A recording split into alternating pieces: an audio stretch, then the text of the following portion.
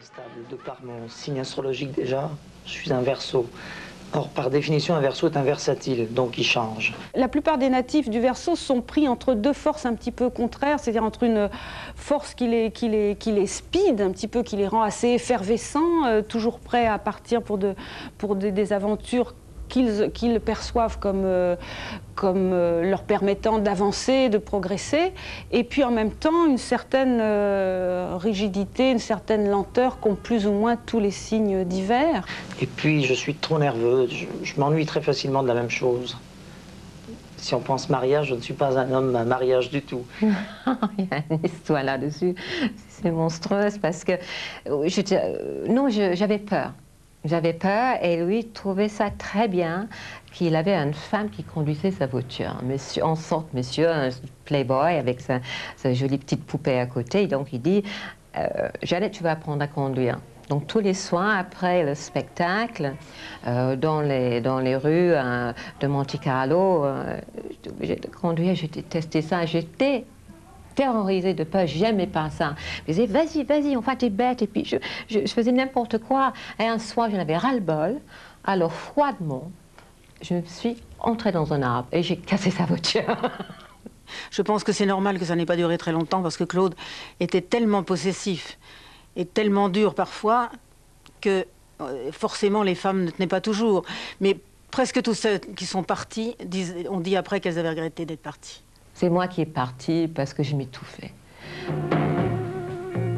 Le vent s'est levé et là-haut au premier. En 1959, je lui ai dit, Claude, à partir du 1er janvier, je te donne 10 000 francs par jour. Elle me dit, non, moi je me veux 15 jours, je m'en vais. Comment? Je lui dis, écoute, ça fait 10 ans que je fais succès tout seul, je continue à faire du succès tout seul. Va à Paris. Le lendemain, il vient et me dit, bon, je réfléchis, je reste à 10 000 francs. Tu restes ni à 10 000 francs, ni à 5 000 francs. Tu m'as vexé, va à Paris.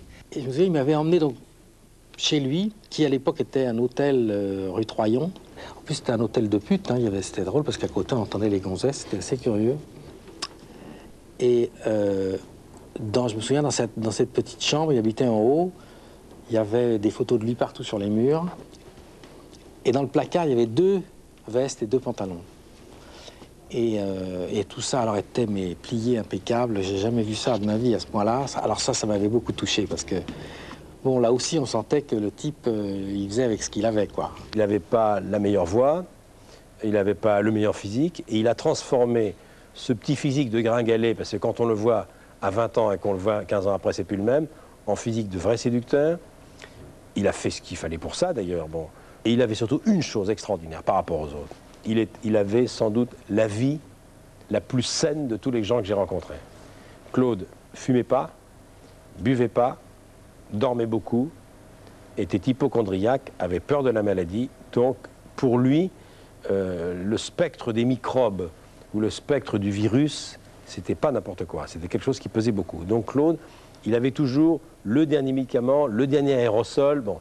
Il avait une voix qui était un peu fragile, donc il travaillait beaucoup la voix, il s'en occupait, il bougeait comme personne, et il a surtout compris une chose essentielle à son époque, il a été le premier, après les Américains, à amener un spectacle sur scène. Il est arrivé avec 6 jolies filles qui dansaient, sexy, dénudées, pas trop...